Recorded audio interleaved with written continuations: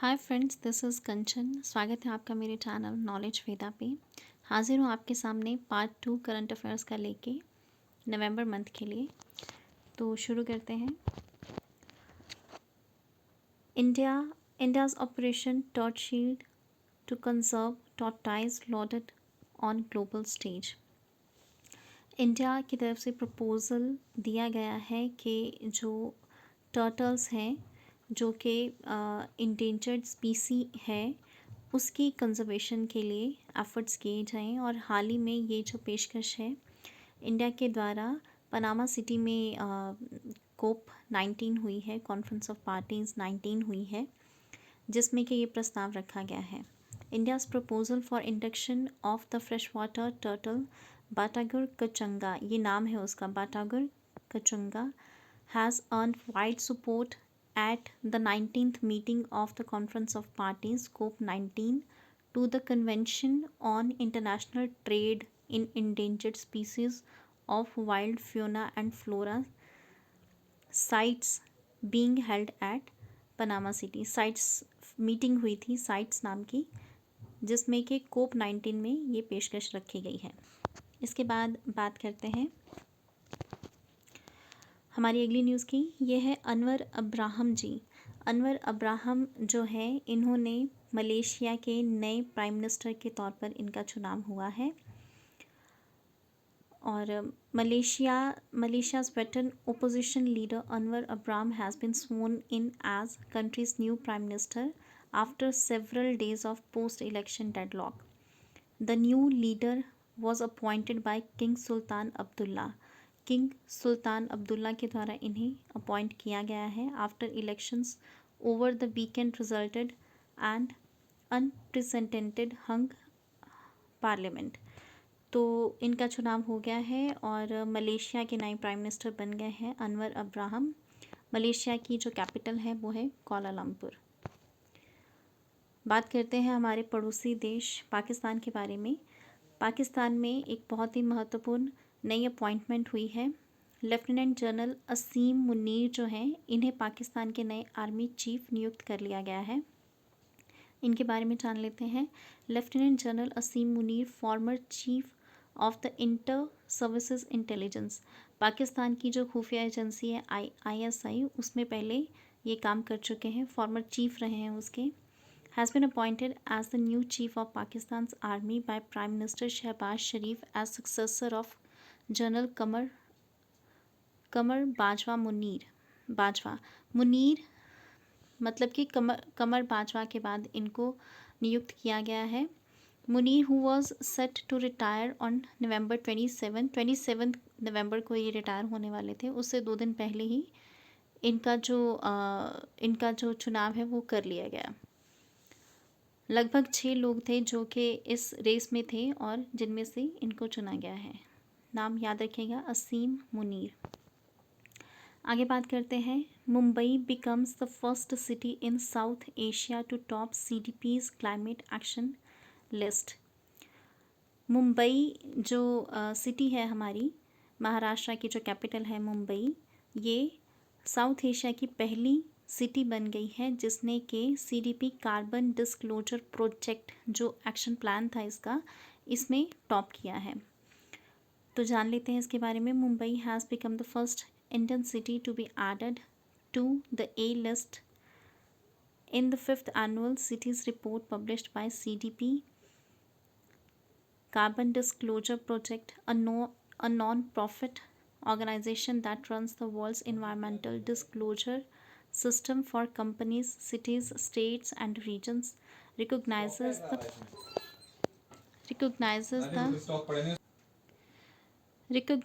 the important role that cities play in taking bold actions to mitigate and adopt the climate change. Next बात करते हैं। India wins vice presidency of International Electrotechnical Commission. तो India को vice presidency मिल गई है International Electrotechnical Commission में। India wins International Electrotechnical Commission IEC vice presidency and strategic management board chair for the 2023 and 25 term. Shri Vimal Mahindru will be the IEC vice president representing India. Vimal Mahindru ji जो हैं वो India को represent करेंगे। ये जो इंटरनेशनल इलेक्ट्रोटेक्निकल कमीशन है, इसकी फॉर्मेशन हुई थी 26 जून 1906 को, और इसका जो पर्पस है वो है standardisation for electrical technology, electronics and related field. आगे बात करेंगे, John McFall becomes world's first astronaut with physical disability to be recruited by ESA। जो यूरोपियन स्पेस एजेंसी है उसके द्वारा दुनिया के पहले डिसेबल पर्सन है जॉन मैकफॉल, उनको इलेक्ट कर लिया गया है, उनको चुन लिया गया है एस्ट्रोनॉट के लिए। McFall has announced at a ceremony in Paris was one of the 16 people selected for ESA's newest class of astronauts. He has become the world's first astronaut with a disability in 64-year history of modern space exploration। तो पिछले 64 साल के इतिहास में space का जो हमारा इतिहास रहा है उसमें पहली बार किसी डिसेबल पर्सन को मौका मिलेगा स्पेस में जाने के लिए। इनकी उम्र 41 ईयर्स की है। Is a first astronaut with physical impairment और para astronaut to be recruited by European Space Agency in a move to remove the hindrance that prevents disabled individual from participating in space missions. आगे बात करेंगे, Pranay Sharma scripts history by becoming first Indian to win gold at karate 1 series A. Pranay Sharma पहले भारतीय बन गए हैं जिन्होंने के कराटे में गोल्ड जीता है। Indian karate star Pranay Sharma on Sunday became the first Indian to win gold medal at karate 1 series A in Jakarta, Indonesia में ये हुआ था। Sharma defeated Ukraine's David Yenovsky in men's 67 kg kumite final to bag the historic gold medal in the competition. With this outstanding performance, he defeated Japan, Turkey, England, Australia, Indonesia and Ukraine। इन सब countries के participants को हराकर प्रणय शर्मा जी ने ये जो gold medal है इसे जीता है। This is the first medal ever won by any Indian in the world level of karate championship. पहली बार भारत के द्वारा कराटे की किसी चैम्पियनशिप में ये गोल्ड अवार्ड जीता गया है। तो नाम याद रखिएगा, प्रणय शर्मा। नेक्स्ट है, lieutenant governor inaugurate Sonjal 2022 at Kashmir. Sonjal का अर्थ होता है rainbow. Lieutenant governor Manoj Sinha inaugurated the annual youth festival Sonjal 2022 at the university of Kashmir. तो कश्मीर में ये मनाया गया है, ये याद रखिएगा। लेफ्टिनेंट गवर्नर वहाँ के हैं मनोज सिन्हा, जिनके द्वारा इसका उद्घाटन किया गया था। He said that the annual festival is a great opportunity for young artists to showcase their talents, and Sonzal provides them a much needed platform to achieve the dream of Ek Bharat Shresth Bharat। Sonzal means rainbow, which is symbol of hope, inspiration and good fortune। The Lieutenant Governor appreciated the efforts of Kashmir University for making necessary changes to incorporate recommendations of National Education Policy। National Education Policy हाल ही में जिस implement किया गया है उसको appreciate किया गया है इनके द्वारा, और ये कहा गया है कि जो चेंजेस किए गए हैं इसमें वो हमारी आने वाली जनरेशन के लिए काफ़ी फ़ायदेमंद होंगे। The university of Kashmir has been transformed into a center of excellence and promoting scientific research, new ideas and knowledge, and adapting to rapid change across the world in fundamental aspects of the educational landscape। आगे बात करेंगे, KVG bank gets award for Atal pension Yojana enrolment. Karnataka Vikas Grameen bank के द्वारा ये award जीता गया है। आपने इस स्कीम के बारे में सुना होगा, अटल पेंशन योजना, मतलब कि जो लोग इनफॉर्मल सेक्टर्स में काम करते हैं, जिनके लिए पेंशन की अदरवाइज़ कोई स्कीम नहीं होती, उनके लिए ये योजना काफ़ी कारगर है। तो कर्नाटका विकास ग्रामीण बैंक जो है, इन्होंने मैक्सिमम ऐसे अकाउंट्स लोगों के खोले हैं, जिस वजह से कि इस बैंक को ये अवार्ड मिला है। So far, bank has enrolled 3,34,687 accounts under APY। Atal Bihari Vajpayee योजना के अंतर्गत इन्होंने इतने खाते खोले हैं। तो याद रखिएगा केवीजी बैंक। नेक्स्ट बात करते हैं, Odisha launches anaemia eradication programme Amlan.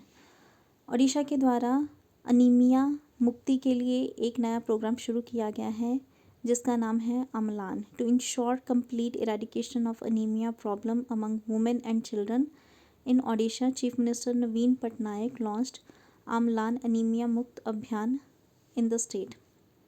Odisha की जो कैपिटल है वो है भुवनेश्वर। आगे बात करेंगे, Merriam Webster announced gaslighting as its word of the year 2022। Merriam Webster के द्वारा अपना जो वर्ड ऑफ द ईयर चुना गया है वो चुना गया है गैस लाइटिंग, जिसका मतलब होता है द एक्ट और practice of grossly misleading someone specially for one's own advantage. अपने फ़ायदे के लिए किसी दूसरे को मिसलीड करना, ये मतलब होता है गैस लाइटिंग का। The term itself came into existence 80 years ago in 1938 through Gaslight. Gaslight is a play written by Patrick Hamilton. The two films were made on this play in 1940s. तो याद रखिएगा gas lighting Maryam Webster का word of the year है। Next बात करेंगे, painter हैं mister AP Shridhar, जिन्हें कि इंडिया का म्यूज़ियम मैन भी कहा जाता है, म्यूज़ियम मैन ऑफ इंडिया कहा जाता है। इन्हें ऑनर किया गया है economic times inspiring leaders award 2022। ये अवार्ड इन्हें दिया गया है मृणाल ठाकुर, जो कि एक अभिनेत्री हैं, उनके द्वारा दिल्ली में। He is known to have conducted more than 72 shows and exhibitions around the world during his 35 years of travel. अपने 35 साल के ट्रैवल में उन्होंने काफ़ी सारी जो एग्जीबिशंस हैं वो लगाई हैं, काफ़ी सारे शो किए हैं। इनकी जो तस्वीरें, इनकी पेंटिंग्स ऐसी होती हैं जैसे कि मतलब आपके सामने ही कुछ हो रहा हो, इतनी रियल लगती हैं उनकी। तो काफ़ी सारी जगहों पे इन्होंने अपने शोज़ किए हैं। AP Sridhar is credited as the creator of world's first live art museum, Chennai's vintage camera museum, Singapore's vintage camera museum, Asia's largest camera museum, and the House of Kalam, a special click art museum in premises of late Dr. APJ Abdul Kalam at Rameshwaram, Tamil Nadu. As a recipient of the renowned Lenin Museum Award, AP Sridhar specializes in capturing the essence of his subjects with photorealistic renderings. इनकी कुछ तस्वीरें आप देख सकते हैं, काफ़ी real लगती हैं, ऐसा लगता है जैसे आपके सामने ही हो कुछ। आगे बात करते हैं, PM Modi remains world's most popular leader with approval rating of 77%। 77% rating के साथ हमारे जो प्रधानमंत्री हैं नरेंद्र मोदी जी, वो वर्ल्ड के नंबर 1 लीडर बने हुए हैं। बात करते हैं आगे, PM Modi remains world's most popular leader with an approval rating of 77%. This was revealed in a global leader approval ratings released by US-based consulting firm Morning Consult. Morning Consult के द्वारा ये जारी किया गया है। मैक्सिको के जो प्रेसिडेंट हैं एंड्रेस मैनुअल लोपेज ओब्राडोर, ये सेकंड नंबर पे हैं। थर्ड नंबर पे आते हैं ऑस्ट्रेलिया के जो प्राइम मिनिस्टर हैं Anthony Albanese. In the approval rating, US President Joe Biden is placed at 9th position. जो बाइडन 9वें नंबर पे बने हुए हैं और जो UK के प्राइम मिनिस्टर हैं ऋषि सुनक, वो 22वें नंबर पे हैं। आगे बात करते हैं, union health ministry appoints doctor Deepa Malik as Nikshay Mitra ambassador. Deepa Malik जो हैं इन्हें निक्षय मित्र मतलब जो टीबी है उसे निक्षय के तौर पे जाना जाता है। डिटेल में जान लेते हैं इसके बारे में। Union health ministry designated Padmashri, Khel Ratna, Arjuna awardee and the president of Paralympic committee of India, Dr. Deepa Malik, as Nikshay Mitra Ambassador in New Delhi. It is an initiative under Pradhan Mantri TB Mukt Abhiyan. Deepa Malik expressed her commitment to the TB Free India campaign launched by PM Modi in March 2018 when she participated in TB awareness activities at the Ministry of Health and Family Welfare Pavilion at the 41st India International Trade Fair at Pragati Maidan, New Delhi. This program was brought in the direction of Pradhan Mantri TB Mukt Bharat Abhiyan with the aim of eradicating TB by 2025. तो भारत का जो M है TB मुक्त करना भारत को 2025 तक का है, तो इसमें ये अपना योगदान देंगी और इसे रिप्रेजेंट करेंगी। India has the world's highest burden of tuberculosis with an estimated 2.6 million people suffering from the disease and nearly 4 million dying from it every year. तो भारत के 4 मिलियन यानी कि 40 लाख लगभग लोग हर साल टीबी से ही मरते हैं। काफ़ी सारे पेशेंट्स हैं हमारे पास टीबी के, तो इसलिए इंडिया में काफ़ी ज़ोर दिया जा रहा है जो टीबी है उससे भारत को मुक्त करने के लिए। आगे बात करेंगे FIFA world cup 2022। Cristiano Ronaldo becomes first player to score in 5 different world cups. Cristiano Ronaldo बन गए हैं ऐसे पहले प्लेयर जिन्होंने 5 फीफा के जो वर्ल्ड कप हैं उसमें स्कोर किया है। पुर्तगाल के खिलाड़ी हैं, काफ़ी फेमस हैं। कैप्टन हैं Cristiano Ronaldo has now become the first player to score in 5 different editions of World Cup following his goal against Ghana के अगेंस्ट इन्होंने गोल किया था, तब इन्होंने ये उपलब्धि हासिल कर ली। Ronaldo has surpassed Lionel Messi to become the highest goal scorer in the history of FIFA World cups. Cristiano Ronaldo is a Portuguese professional footballer who plays as a forward and captains the Portugal national team. Next बात करेंगे Udaipur host first G20 sherpa meeting under India's presidency. Udaipur Rajasthan की एक city है जो कि G20 Sherpa की meeting को host करेगी। प्रेसिडेंसी इंडिया की जो प्रेसिडेंसी आपको पता ही होगा, इंडिया को प्रेसिडेंसी मिल गई है G20 की। द मीटिंग जो कि हुई थी 4 दिसंबर से लेकर 7 दिसंबर तक, और the G20 sherpa meeting will अब तो वॉज हो गया है, presided over by Indian sherpa Amitabh Kant ji के द्वारा इसे प्रेजाइडेड किया गया। G20 में कौन कौन से देश आते हैं? 19 कंट्रीज़ हैं। अर्जेंटीना है, Australia, Brazil, Canada, China, France, Germany, India, Indonesia, Italy, Japan, Republic of Korea, Mexico, Russia, Saudi Arabia, south Africa, Turkey, United kingdom, United states. इसके अलावा जो 20वां है वो है यूरोपियन यूनियन। नेक्स्ट बात करेंगे Qatar and China sign 27 year LNG supply deal. Qatar के साथ चाइना ने एक डील साइन की है 27 साल के लिए। कतर चाइना को LNG की सप्लाई करेगा। Qatar energy and China petroleum and chemical corporation have entered into 27-year sale and purchase agreement for supply of 4 million tons of per annum NTPA liquefied natural gas to China. The contracted LNG volumes will be supplied from Qatar Energy's North Field East LNG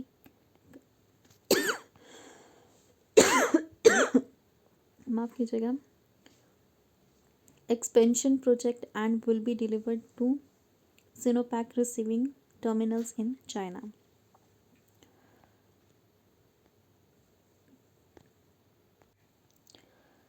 China की capital है Beijing और Qatar की capital है दोहा।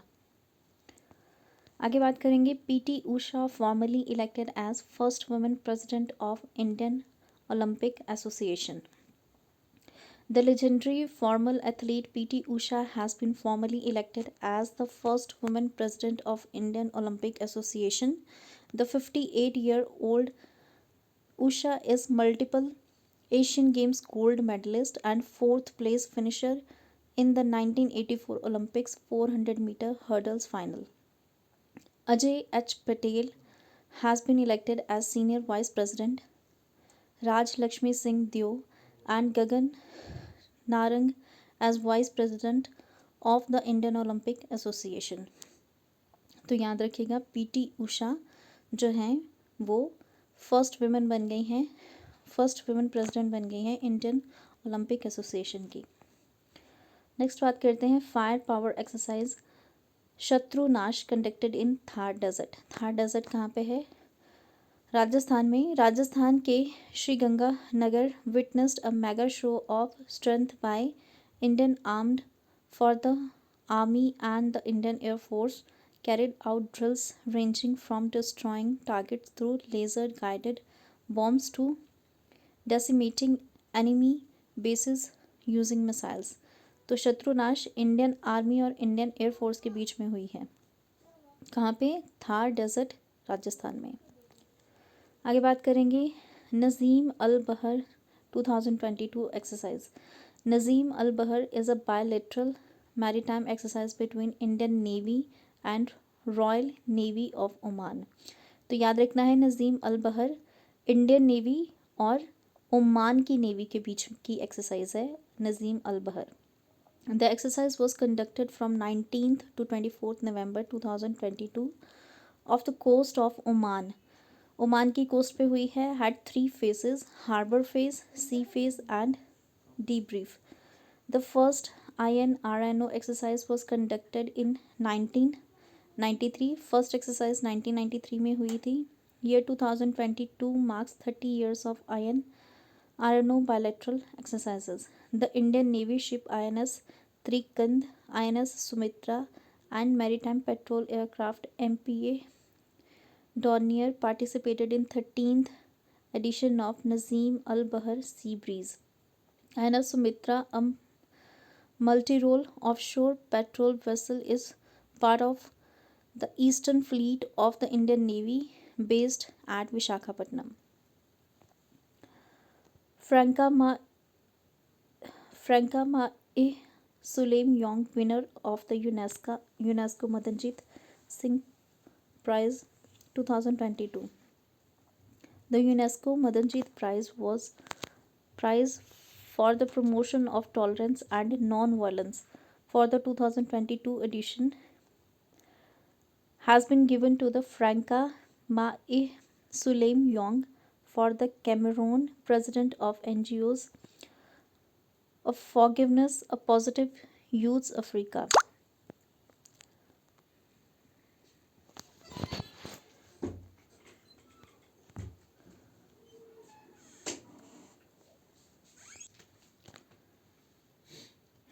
As a journalist for 7 years, Franca Mahim Suleim Young has strived for changing the way mental illness is viewed and represented in society. Trained in art therapy and psychology, she and become the founder and the president of 2 NGOs, a forgiveness movement and a positive youth Africa।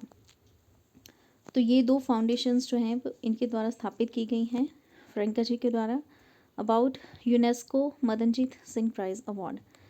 The UNESCO Madanjeet Singh prize for the promotion of tolerance and non violence is conferred every 2 years by UNESCO.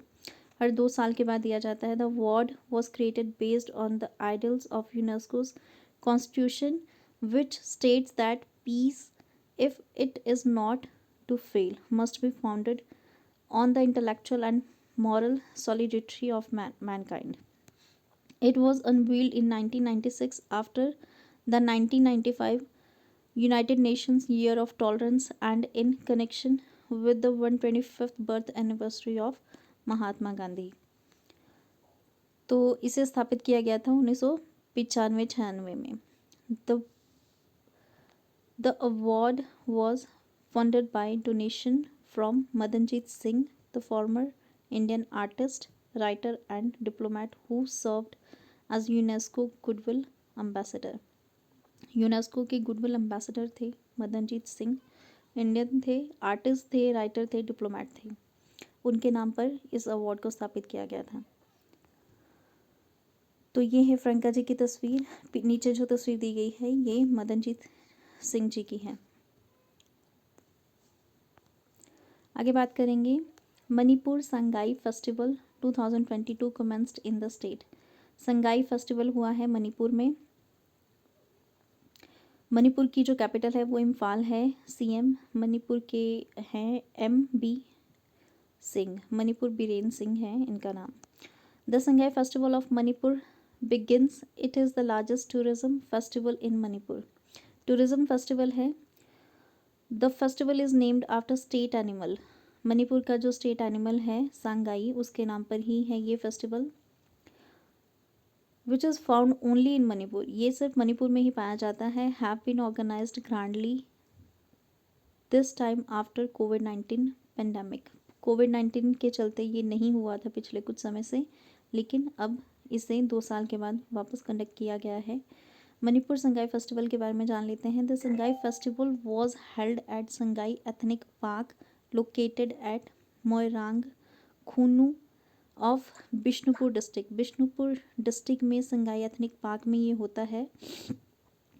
This time is the festival is being held at 13 different places in Manipur.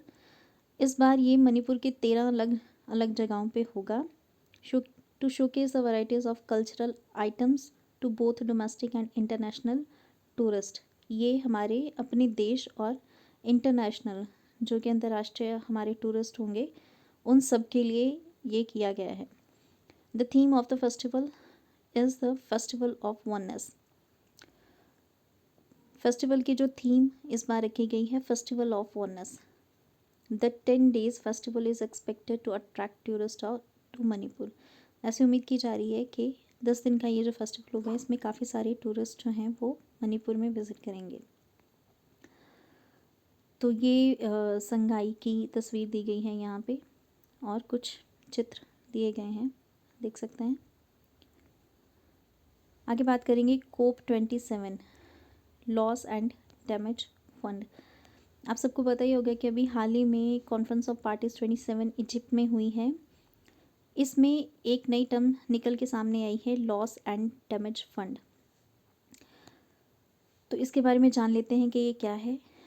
Loss and damage refers to the negative consequences that arise from the unavoidable risk of climate change, like rising sea levels, prolonged heat waves, desertification and acidification of the sea, and extreme events such as bushfires, species extinction, the crop failures as a climate crisis unfolds.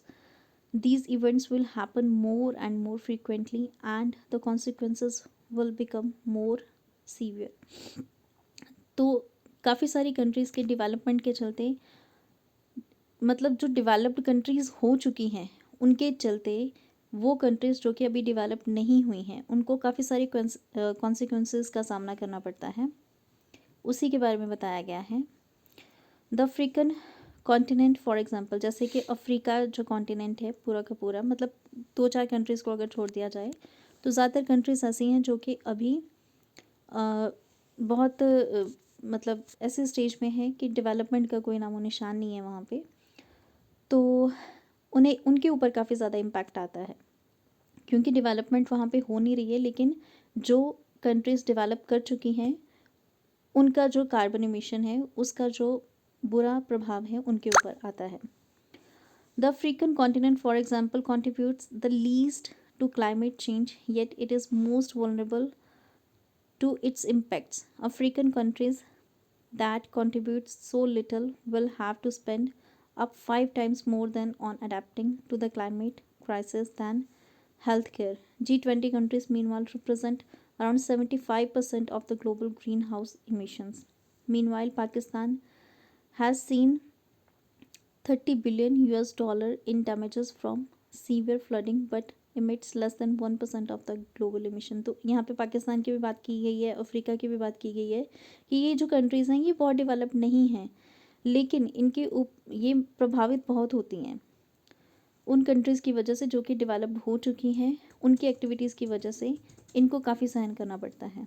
तो उनके लिए loss and damage fund का प्रावधान किया गया है कि जो कंट्रीज़ डेवलप हो चुकी हैं वो इन कंट्रीज़ को जो भी विपदाएं आती हैं उनकी मदद करेंगी।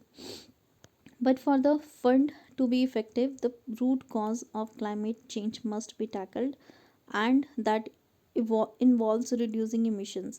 Unless emissions are drastically reduced, more and more countries will face the devastating effects of climate change.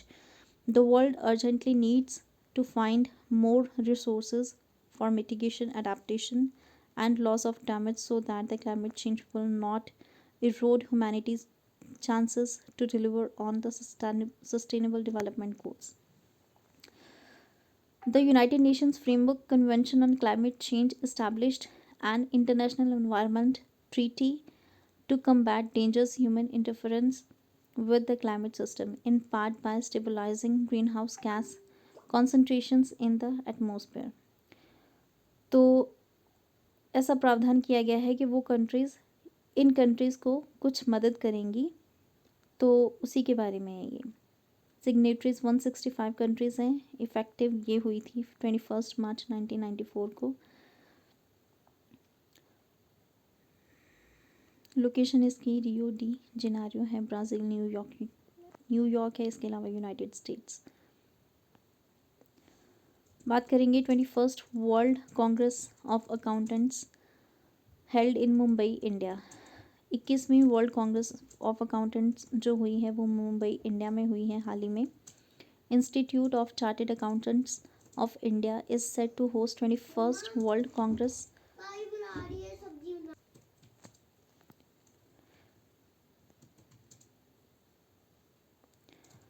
Institute of Chartered Accountants of India ICAI is set to host 21st World Congress of Accountants for the first time of in 118 years for its existence। मतलब 118 साल हो चुके हैं लेकिन पहली बार India में इसे host किया गया है। The WCOA is held every 4 years since it was started in 1904. The event will be held in November 2022 in the newly built Geo World Convention Center, Mumbai. About 6,000 top accountants from 130 countries will participate in the program directly, and over 10,000 will join virtually. The theme of the event would be Building Trust, Enabling Sustainability. Theme याद रख सकते हैं, building trust enabling sustainability. Mumbai में हुई है WCOA world Congress of accountants की meeting.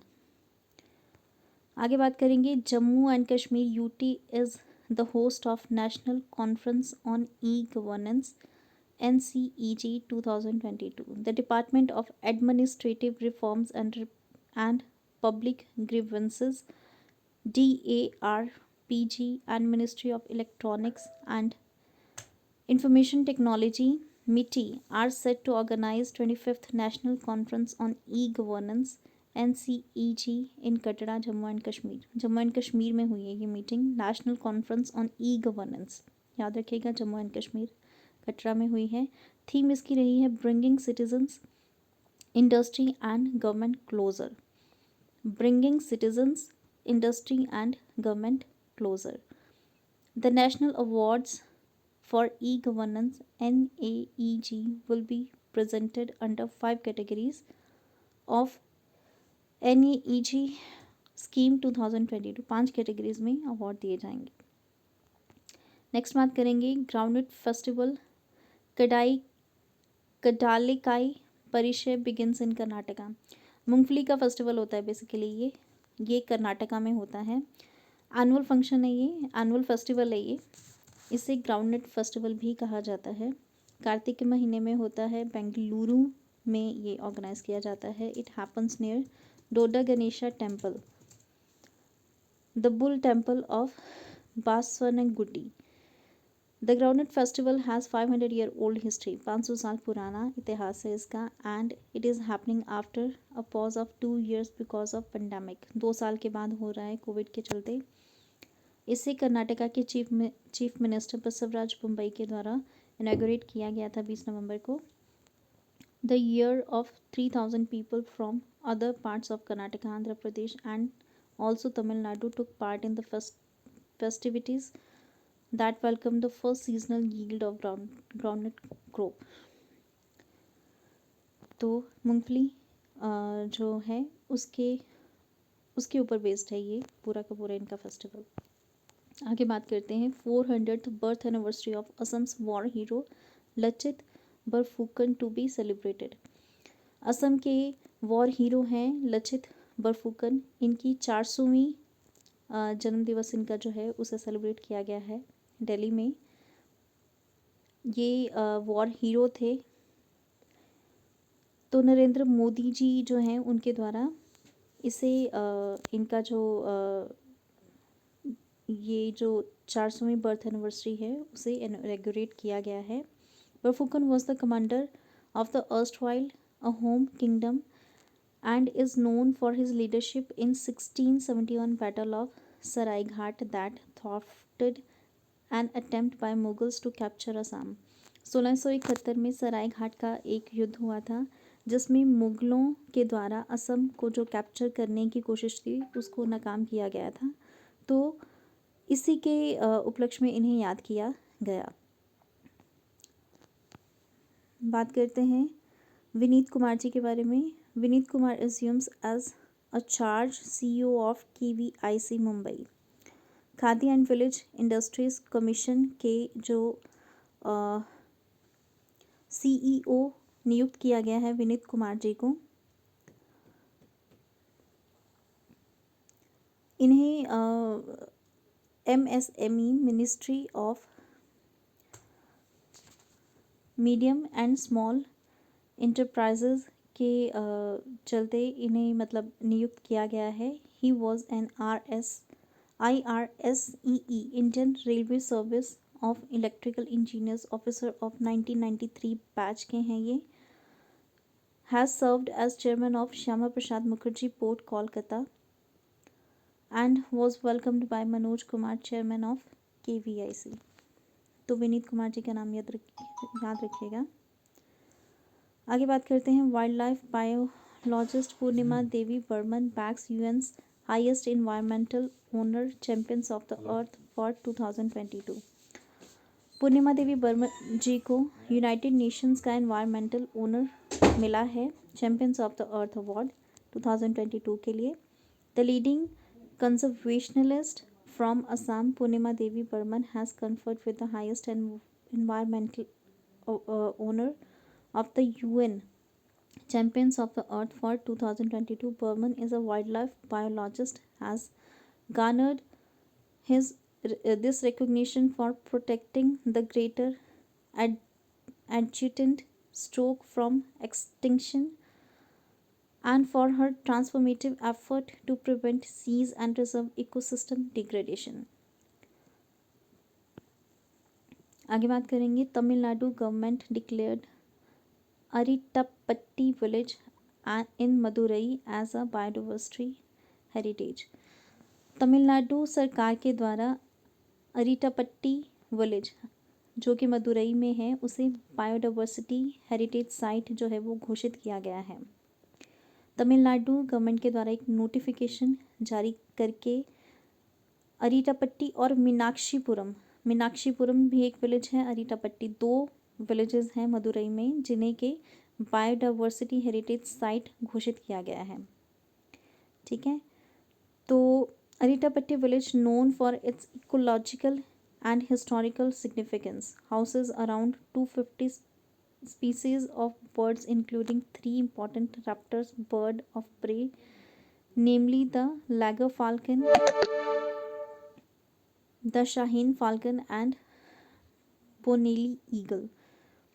It is also home of the wildlife such as the Indian pangolin, slender loris and pythons। तो biodiversity काफ़ी ज़्यादा है इन विलेजेस में जिस वजह से इन्हें ये उपलब्धि हासिल हुई है। The area surrounded by the chain of 7 हिलॉक्स और inselbergs that serve as a watershed charging 72 lakes, 200 natural springs, 3 check dams. The Anaikondan tank built during the reign of Pandyan's king in 16th century is one among them. Several megalithic structures, rock-cut temples, Tamil Brahmi inscriptions and Jain beds add to the historical significance of the region.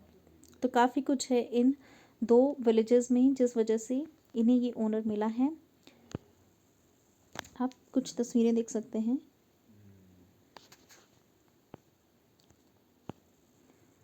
आगे बात करेंगे, India China leads as global intellectual property filings reached new records in 2021। Global intellectual property filings of patents, trademarks and designs reached record level of 2021 driven largely by increases from Asian countries of India, China and South Korea according to World Intellectual Property Right। तो India और China ने lead किया है, ठीक है, जबकि जो other countries हैं जैसे कि यूएस हो गया, जापान, जर्मनी, इन्होंने डिक्लाइन किया है 2021 में, जबकि इंडिया ने लीड किया है, चाइना ने लीड किया है, रिपब्लिक ऑफ कोरिया ने लीड किया है। इंडिया ने +5.5% किया है, चाइना ने भी 5.5% किया है और रिपब्लिक ऑफ कोरिया ने 2.5% किया है। तो इंडिया के लिए बहुत अच्छी बात है ये, जबकि यूएस का -1.2% जो है वो गिरा है, चाइना का 1.7% गिरा है और -3.9% गिरा है, जर्मनी का डिक्लाइन हुआ है। The world intellectual property organisation is one of the 15 specialised agencies of United Nations, जिसका फॉर्मेशन हुआ था 14 जुलाई 1967 को। आगे बात करेंगे, Russia replaces China to become the biggest supplier of fertilisers to India. पहले चाइना के द्वारा भारत को फर्टिलाइज़र्स का जो है वो सप्लाई किया जाता था, जबकि अब रशिया नंबर 1 बन गया है। Russia has become India's biggest fertiliser supplier for the first time. Russian exporters reportedly grabbed a 21% share of Indian fertilizer market in the first half of the 2022-23 fiscal year, overtaking China, previously India's largest supplier. Russia ने China को overtake कर लिया। The surge in Russian suppliers halved China's exports to India to 1.78 million tons in the first half of 2022-23. Exports from other destinations such as Jordan, Egypt and United Arab Emirates also fell। तो Jordan, Egypt और UAE से भी गिरा है, जो कि import होता था फर्टिलाइज़र्स का इंडिया को। तो याद रखिएगा, जो रशिया है वहाँ से इंडिया को अब सबसे ज़्यादा फर्टिलाइज़र्स मिल रहे हैं। आगे बात करेंगे, India launch nuclear capable missile अग्नि 3। India recently carried out the successful launch of अग्नि 3 intermediate range ballistic missile from APJ Abdul Kalam Island in Odisha. It was launched as part of routine user training launches carried out under the aegis of Strategic Forces Command. India also completed its nuclear triad and operationalized its second strike capability with nuclear ballistic missile submarine INS Arihant undertaking Detriate patrols. A nuclear triad is three-pronged military structure that consists of land-launched nuclear missiles, nuclear submarines, and aircraft with nuclear missiles. The second strike capability assures an ability to respond to a nuclear attack with powerful nuclear retaliation। अग्नि 3 याद रखिएगा। Next, Tenzing Norway National Adventure Awards 2021 announced by Government of India. The Ministry of Youth Affairs and supposed Government of India announced the National Adventure Awards called Tenzing Norgay Adventure Award TNNAA for 2021. The award is given in 4 categories, which are land, adventure, water adventure, air adventure, and lifetime achievement. The National Selection Committee was constituted under the chairmanship of Secretary Youth Affairs. The awardees received their awards by the President of India among with other sports awardees at the Rashtrapati Bhavan on 30th November 2022. Tenzing Norgay Adventure Awards are given annually to praise the achievements of persons in the fields of adventure. The award encourages people to develop the spirit of endurance, risk taking, cooperative teamwork, and quick reflexes. Award किन किन को मिले हैं देख लेते हैं. नैना धाकड़, miss नैना धाकड़ को land adventure में मिला है. श्री शुभम धनंजय विनमली को वाटर एडवेंचर में मिला है. ग्रुप कैप्टन कुंवर भवानी को लाइफ टाइम अचीवमेंट अवार्ड मिला है. ठीक है, तो याद रखिएगा इनके नाम. आगे है Australian parliament approves free trade agreement with India. तो ऑस्ट्रेलिया ने फ्री ट्रेड एग्रीमेंट इंडिया के साथ जो है उसको अप्रूवल दे दिया है. Australian parliament has pass the country's free trade agreement with India, announced prime minister Anthony. The deals are crucial for Australia to diversify its exports from the troubled Chinese market to India and to forge new bilateral trade relations. Australia की capital जो है वो Canberra है. आगे बात करते हैं. India launches official website of SCO for 2023 for a secure SCO. India has launched the official website of the Shanghai Cooperation Organization SCO as it will host the next SCO summit as a chairman of organization of 2023. SCO की भी को जो hosting जो है वो India ही कर रहा है, जैसे G20 को भी कर रहा है, SCO को भी यही कर रहा है. द वेबसाइट जो है इसकी लॉन्च कर दी गई है इंडिया के द्वारा. The website highlights the events that will be undertaken under the chairmanship of India next year. Theme of the event जो होगी वो होगी for a secure SCO. Prime minister Narendra Modi had floated the concept of secure at Shanghai corporation organisation SCO summit in China in 2018. Explaining to the secure concept, the Prime Minister said S for security for citizens, E for economic development, C for connectivity in the region, U for unity, R for respect of sovereignty and integrity, and E for environment protection. About the SCO presidency. The India received the SCO rotating presidency in Samarkand, Uzbekistan. India will hold the presidency of the grouping for a year until September 2023. Notably, India will take over the rotating annual chairmanship of the SCO, which is now held by Uzbekistan. इसी के साथ ही हमारा आज का ख़त्म होता है current affairs का सेकंड पार्ट. अगर वीडियो पसंद आए तो अपने फ्रेंड्स के साथ भी ज़रूर शेयर कीजिएगा. Thank you so much for watching.